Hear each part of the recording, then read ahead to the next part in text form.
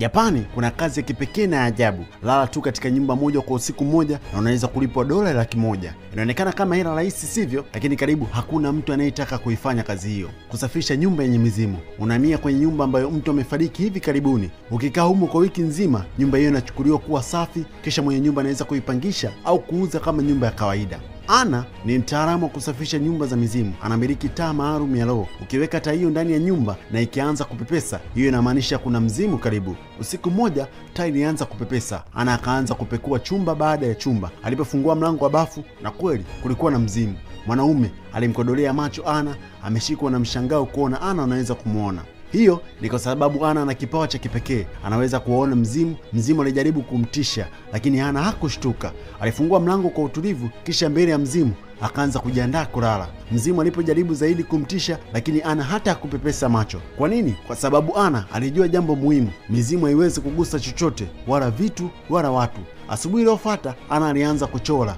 Alichora uso wa mzimu, akielezea sura ya kutisha lakini pia kipuuzi. Ni tabia yake, ametokea kupenda kuchora tangu alipokuwa mtoto, na tangu aanze kazi ya kusafisha mizimu amekuwa akichora kila roho anayokutana nayo. Mzimu alikuwa na hamu ya kujua msichana kama huyu kwa nini achague kazi hii. Basi Ana akamweleza hadithi yake. Alipokuwa na miaka 5, mama yake alimwacha kwa bibi yake akisema angerudi hivi karibuni, lakini hakurudi kamwe. Ana alikuwa akiamini kwa mama yake alimtelekeza, akawa mpole wa kujitenga na hakuwa na marafiki. Baadaye alipotimiza miaka 18, bibi yake mpendwa alifariki. Bila sehemu ya kwenda, alilazimika kuishi na mjomba wake, mtu wa ajabu. Yeye ndiye alimfundisha Ana kuwa msafishaji wa mizimu.